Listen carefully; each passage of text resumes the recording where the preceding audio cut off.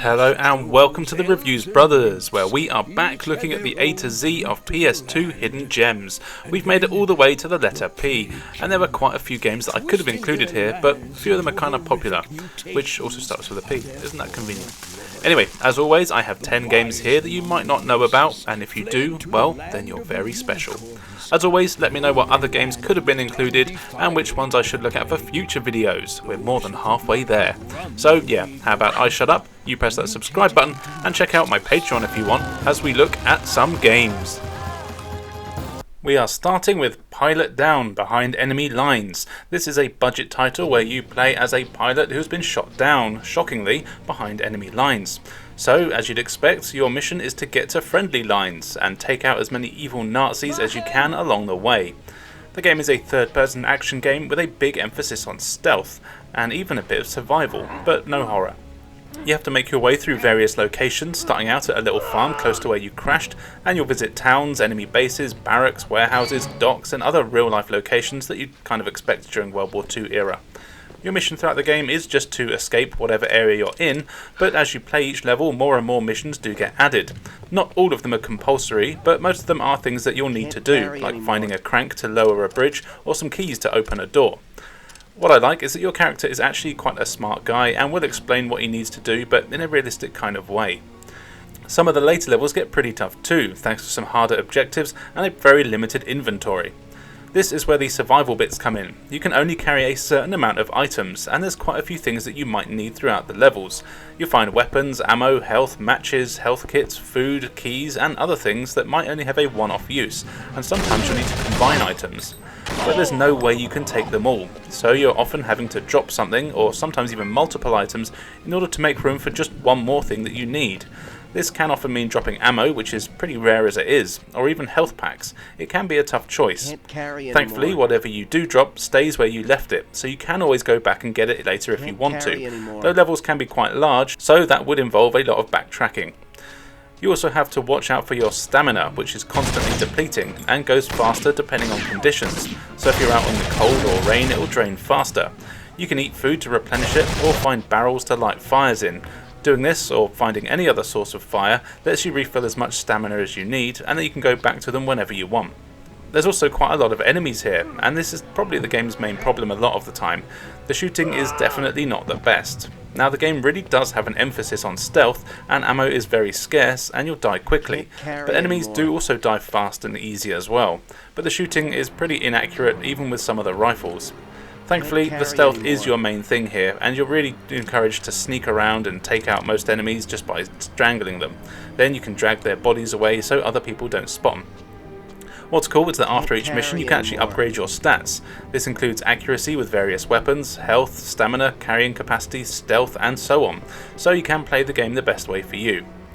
Graphically, it's not the best. It's a budget title, but it's not awful. Your character looks decent enough, but the enemies can be a bit ropey, and they're also dumb as hell.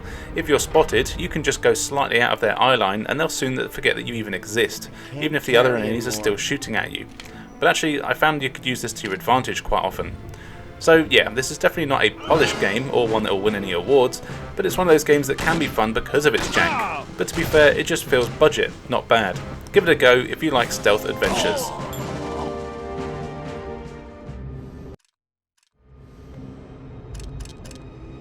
PK Out of the Shadows is a 3D platform game starring Donald Duck as PK, or something along those lines.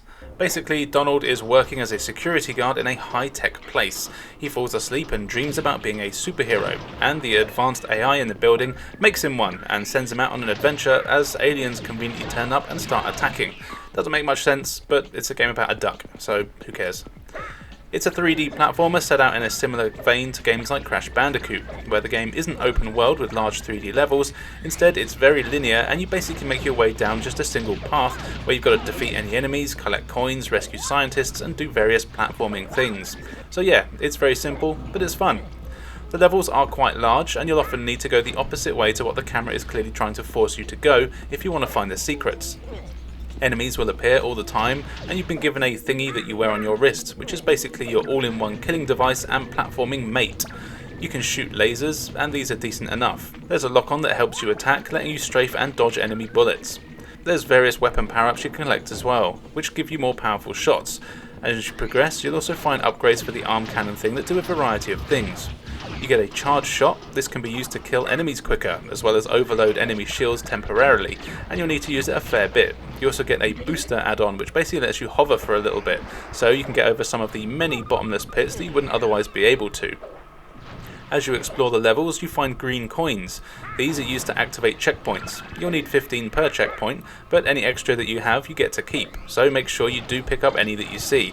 It's an odd way of doing the checkpoints, but I never seem to not have enough coins.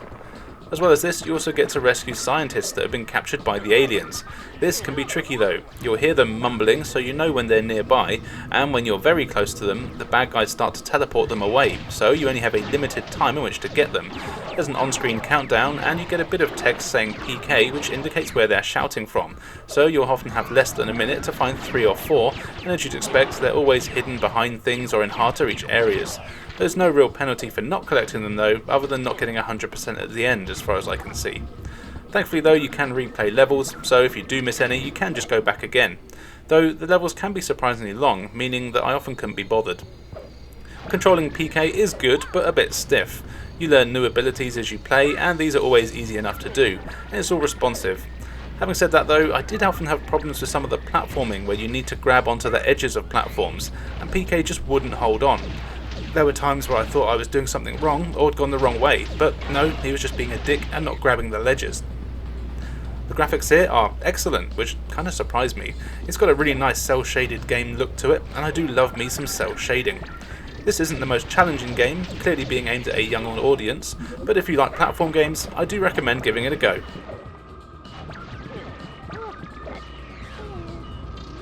As I couldn't find a fighting game starting with P, let's look at a racing game for this third spot. Here is Pac-Man World Rally. It's a kart racer featuring a cast of Pac-Man characters. So, yep, you get Pac-Man, Pac-Woman, Pac-Boy, Devil Pac, Clyde, Sniffles, Jazzpill and Nalasco. Some of those might not be correct. There's even a few characters that I have no clue about, like the evil scientist. I assume he's from the 3D platform games, but I haven't played those properly, so don't know for sure. Don't worry though, they're on my to-do list. So the racing here is pretty much what you expect from a kart racer, but thankfully in a good way. This is a solid game. You choose from a couple of cups and select your character, and then you race through a series of races, with the aim of coming first obviously. Completing these and coming first unlocks new tracks, cups and characters for you to use. The tracks themselves are all well designed, and again I presume based on worlds from the 3D platform games, but haven't really played them so don't quote me on that. You get plenty of weapons to use. There's the equivalent of the red and green shells, a boost and so on. None of it is anything you haven't seen before, but again, that's not really a bad thing when it's done well. However, there definitely are a few things that stand out that I really like. Firstly, the tracks all have fruit in them. Collecting this fruit opens shortcuts in the track for you to take. You do have to be careful though, as if you take a hit or fall off the track, you'll lose the fruit and you'll have to find it again before these doors will open again for you. They're always well signposted though.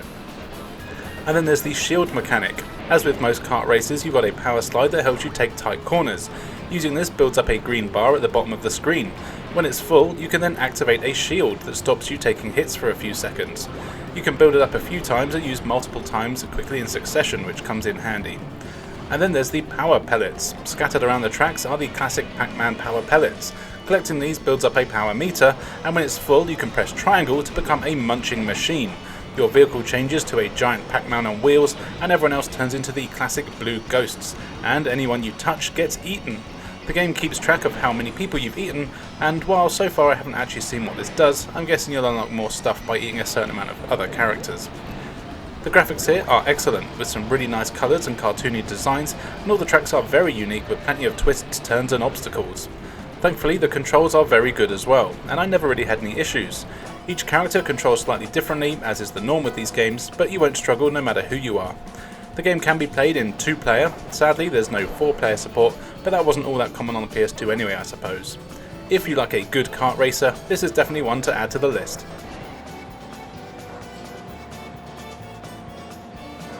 Here is Pirates, the Legend of Black Cat by Westwood Studios, the lot that did Command & Conquer. In this 3D action adventure, you are Cat, a sexy lady pirate. You're on quite a nice little voyage to find your mother's grave. Your family is basically a whole lineage of pirates, and no one really knows where she's buried, but you're determined to find out. What's cool is that this game is sort of open world. You've got a bunch of islands and locations that you can explore, and you'll need to unlock as you play. As you're doing this, you'll meet various characters who you will either need to stab in the face, or if they're friendly, they might offer you some advice or are giving you a quest to do in exchange for information on where your mother might be buried. Any quests you're given are added to your handy logbook, and some you can beat quite quickly, whereas others you might need to wait till much later in the game, so you have access to some of the other islands or have a bigger ship, etc. That's right, this game is split into two gameplay types. You've got the on-foot sections where you do the island exploring. The various islands are home to lots of evil gits. You get regular other pirates that need killing, and then there's local wildlife that wants a fight, including gorillas, and you even have skeletons and other mystical beasts. Also, as you're exploring the islands, you'll find treasure chests. Some you can always open, but often you'll need to find a key. What I like is that once you've found the key, for example the gold key, this can be used to open all chests of that sort. It's not a one-off use. It's just that you might need to go back to a bunch of previous islands to find the chests that you missed before. Thankfully, they are all added to your map when you do. Also, there's buried treasure. When you're close to something, Cat's pirate intuition will kick in, and the controller will start to vibrate. The more violent it gets, the more close you are to the chest. When you're near enough, an icon appears on the screen and you can press L2 to dig it up, often finding the best loot. And you'll need to get a lot of loot as well, as you can buy a ton of stuff here. You can get the usual health upgrades, but you can also upgrade your ship, as well as buying entirely new, more powerful ones that have more cannons. You'll also want to get repair kits as well. When you're fighting on land, you'll use swords, and this is easy enough. If you just block an enemy's first attack, you basically leave them open to kill them instantly afterwards, which is nice, and they'll even drop more money. You also get secondary weapons like throwing knives and stun potions, and you've got a special attack that's really powerful and can be used once you've killed enough people and build up your bar.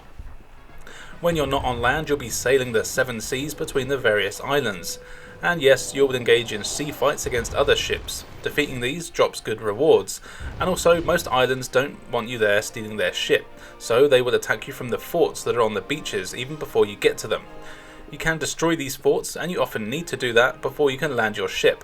This can be really tough at times, and you'll want to do a bit of grinding to make sure you have enough money to buy the best kit, the best ships, more cannons, and even enough repair kits for your boat.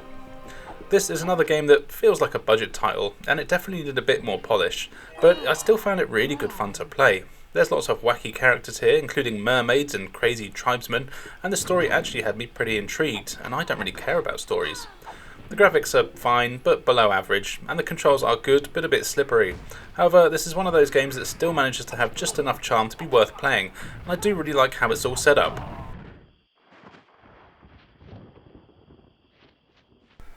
Police 24/7 is an interesting light gun game for the system. You play as a cop, and yep, you have to take down criminals. It seems to have a lot of inspiration from the virtual cop games, and while it's a bit janky, I kinda like it, you know. Oh, also, thanks to Curlja, and yeah, I probably said that wrong, sorry, who told me in the PS2 Hidden Gems N video how to use the mouse for light gun games. It came in very useful here. So yeah, this is a light gun game, which means you don't really need me to tell you much, as they're all pretty self-explanatory. You go through a bunch of on-rails locations where enemies will conveniently pop out and try to shoot you, so you've got to shoot them before they do. The whole game is on a timer, so you just have a few minutes to beat the whole game. But by killing people efficiently and not shooting civilians, you go up through various police ranks. Each of these ranks gives you various bonuses, most importantly more time, with the higher ones giving you a few extra minutes, but it's not easy to get these. It also means that you never actually die. Well, technically every time you get shot that officer dies, but there's always loads of officers on the scene, so really what happens is you lose time while you watch them fall down to the floor and you switch to the next policeman. Also, shooting civilians costs you time, and I would know, I shot most of them. But actually this game does add a few new exciting mechanics never seen before in video games, maybe. This is actually a cover-based shooter, and interestingly it works best if you have both the camera and a light gun, as you'll need to physically duck and dodge bullets from every angle. This is a really cool mechanic, and while we all know that it won't work very well in reality, it's a great idea.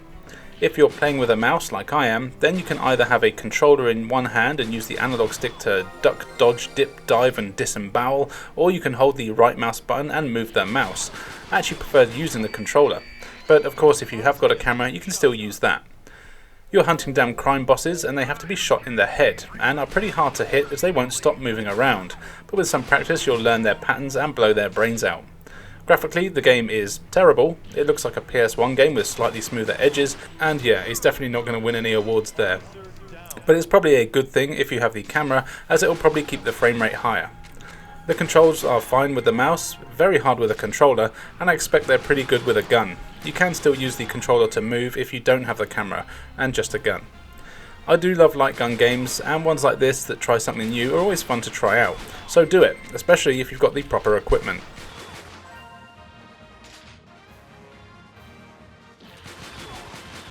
Alright, onto the good stuff now. Here is Party Girls, one of those simple series games that have made their way onto most of these videos. Lord knows why. Party Girls is an exciting party game where the selection of sexy women wearing very little have to take part in a variety of exciting sexy games to see who is the best. As far as I can tell, there's no difference between how any of these characters play, so who you choose is basically down to which one you want to see jiggling the most. Once you've chosen your hopefully legal lady, you're thrust into a selection of games, of which there are a whopping 15 in total, each one lasting around a minute or so, something I can relate to. All of the games are verses, and you also have a few varieties of a theme. You've got a butt bashing game where you have to use your arse to knock the other girl off a platform and into a swimming pool. Then there's a game where you have to swing and land on a target, closest to the centre wins. There's a swimming game to see who can get to the closest to the wall without touching it, a balloon bursting game, a platform jumping game, Janken, and something where you have to do the splits, and more. Basically, they're all deliberately daft games that are designed to make girls jiggle and make it look like they're wanking stuff off. It's kind of funny. Before each game you do get an explanation of the controls and rules, and none of them are particularly complicated. Then you basically just play the game until you win. If you do lose, you can retry as often as you want until you do win, so you'll always get enough practice. Really, this is a game that's meant to be played with a friend, and I actually imagine that it would be quite good fun. It's not a game that you take seriously, and having a few people over to compete in these games would be a good laugh. It keeps the score, and whoever has the most points at the end wins the series, and then that girl even gets interviewed at the end to tell you their hopes and dreams. And that's all there is to the gameplay. I played through all of the single player options in about 25 minutes, and beating these unlocks new costumes for the characters to wear. Well, actually, it just unlocks the costume that your opponent was wearing, but it makes it available for other characters to wear, so not really new ones, but it's something I suppose. The graphics here are actually very good, they're bright and colourful, and they've clearly focused on the areas that you'd want them to. It's a simple game, unsurprisingly, and probably one that you won't want to play, but it could be fun with a friend, and if nothing else, it'll be good for the thumbnail on this video.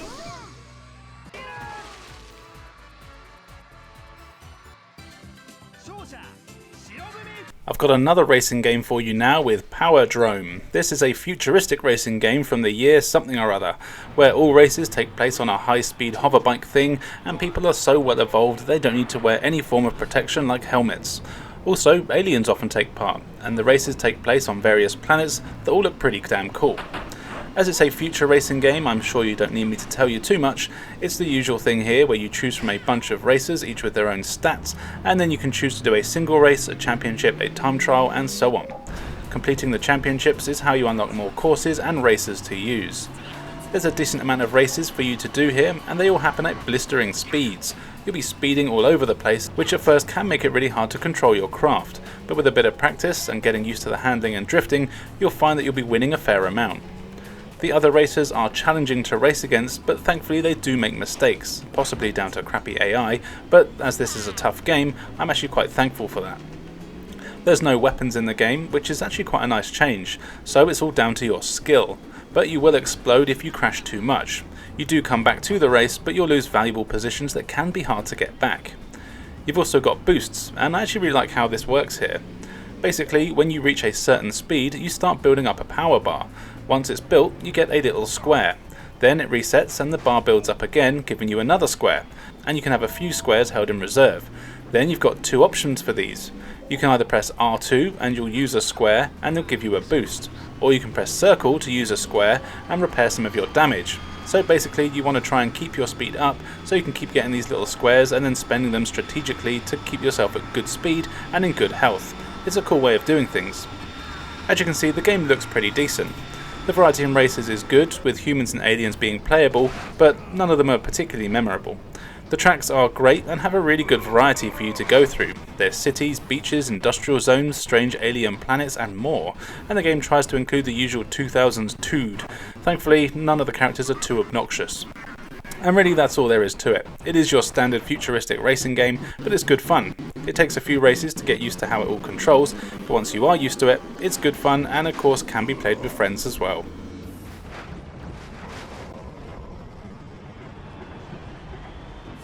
Project Minerva Professional is another budget title from the Simple 2000 series, but doesn't have as many boobs as Party Girls. Sorry. It's a pretty simple tactical shooter where you play as Alicia, who has joined a military peacekeeping unit, which I'm pretty sure is an oxymoron, and you're sent on various missions, presumably to keep the peace, but I didn't bother to watch any of the story to find out. As the Simple series tends to be, it's a simple game. You're given a selection of missions, each of which have various objectives, and you just need to go out and complete them all. Missions take place all across the world, though that doesn't really make much of a difference. Each one is in a fairly large open area packed with enemies. Some missions have you just killing all the enemies, all of which are robots and drones by the way. Sometimes you'll need to escort other characters, or sometimes you'll need to destroy things like convoys or supply drops, and sometimes you just need to defend an area for a certain amount of time. None of them are particularly complex, but that's alright with me. What's cool is that you're never alone, and every mission gives you a selection of squad members. You can issue commands to each of these set members separately, asking them to do their own thing, to help you, to destroy enemies, to fall back, and so on. I'll be honest though, I just tended to leave them to do what they were doing. They didn't seem all that much use, and even when told to do something, they seemed to struggle with simple commands. Thankfully, you've got plenty of weapons to do the killing yourself. You get a selection of pistols, shotguns, machine guns, rifles, grenades, rocket launchers, and so on. And between levels, you can buy new weapons and armor and outfits to make you even tougher. You can only take a few weapons into any one mission with you though, so you'll want to choose a loadout that's best and what suits the level. Sometimes you'll want long range, sometimes short, and sometimes you'll be fighting tanks, so you'll want the heavy weapons. The game is basically just combat heavy, but actually I have to say it is kind of annoying at times, and mainly for one thing. You can't move and aim at the same time. Aiming your weapon brings up the sights, and you're stuck in that position. You can aim your gun of course, but you can't move left or right, making it easy for enemies to shoot you. This is where you're meant to be tactical, and it's important to be in the right positions before attacking enemies. It also doesn't help that moving your crosshair is very slow, and if you've got a ranged weapon, it's often hard to see where the enemies are, and you have no camera control at all. But still, this wasn't enough to stop me enjoying the game, as the arcade style of it all is very appealing to me. I did get frustrated a few times when I'd fail a mission thanks to the crappy AI or not being able to aim quickly enough, but I did still go back and try again. The missions only ever last a few minutes, and there's something quite addictive about unlocking all the new weapons and outfits. If you're a fan of janky arcade action, then check this one out.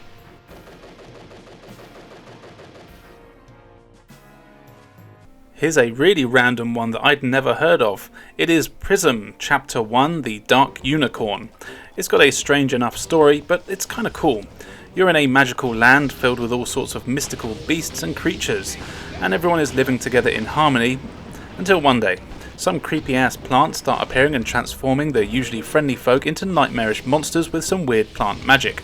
So it's down to you, a unicorn called Pryzm, and your gnome buddy who rides on your back, to set out and use your magic to turn the plants from evil ones back to good ones.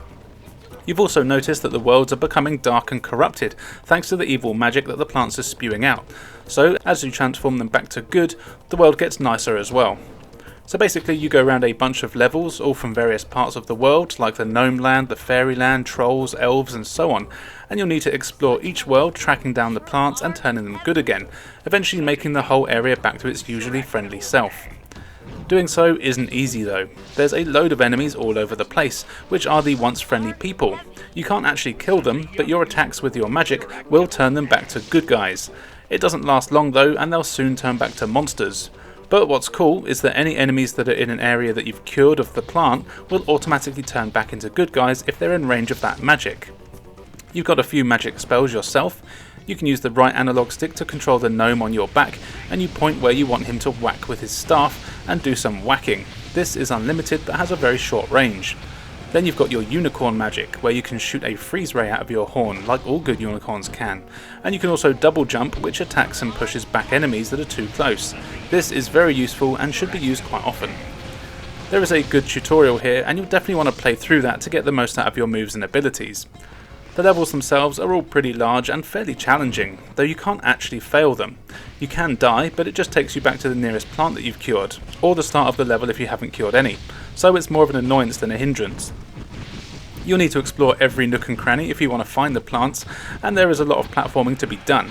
It can be a bit ropey, and there's even times where I would just fall through the floor of the world for no reason, so the game is definitely showing its budget roots, and also calling it Chapter 1 may have been a little optimistic. The graphics aren't anything special, but I do like the design on things, even though it's not particularly impressive to look at, and some basic animations. But some of the cutscenes are great, and I do really like how the world looks. Overall, this is a pretty strange game, and probably one of the most random ones that I've played on the PS2. It is full of jank, but it's definitely not a bad game, though it's not a great one either. I would recommend giving it a go. It's actually pretty cheap as well, going for just a £5 at good old CEX here in the UK, but I feel like it's one of those games that will suddenly become super expensive, though I've got no facts to back that up, so don't take my word for it.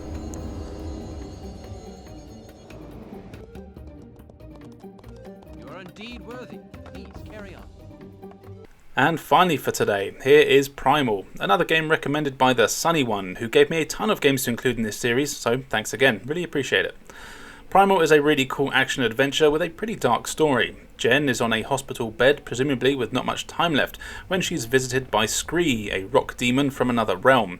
He has a chat with you and tells you that your boyfriend, who has also seemingly bitten the dust, can be found in a different realm. So then Jen leaves her body in hospital and her spirit goes off to a different realm, where you suddenly have combat abilities and you search for Yo BF.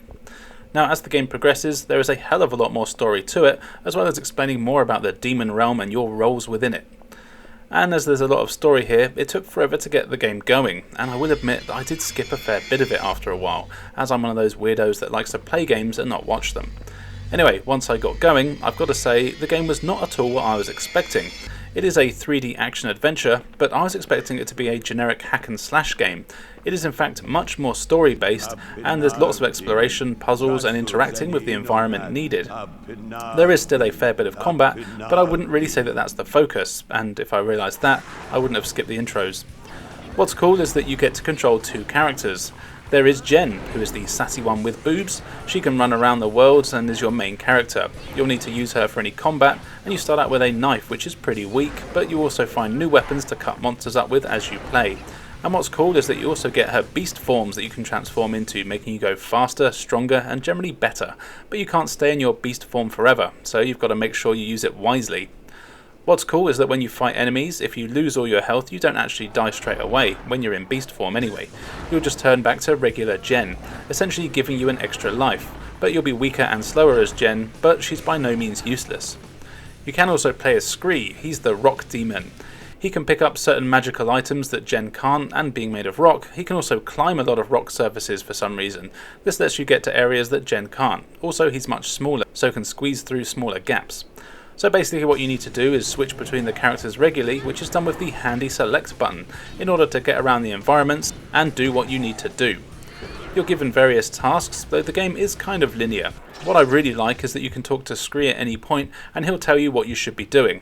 This is handy when you haven't played the game for a few days, which is what happened with me, and I was able to quickly remember where I was because the little guy just told me. That's a really nice touch.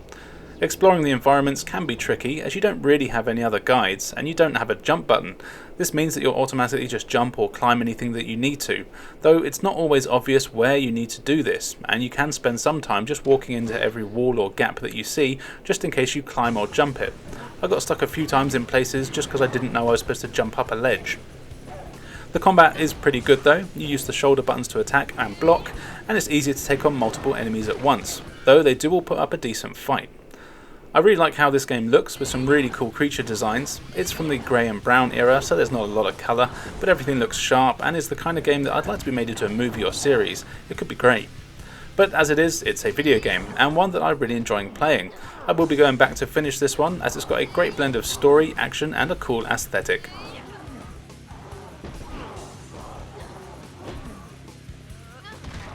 So there you go, 10 games for the PS2 that you might not know about, starting with the letter P.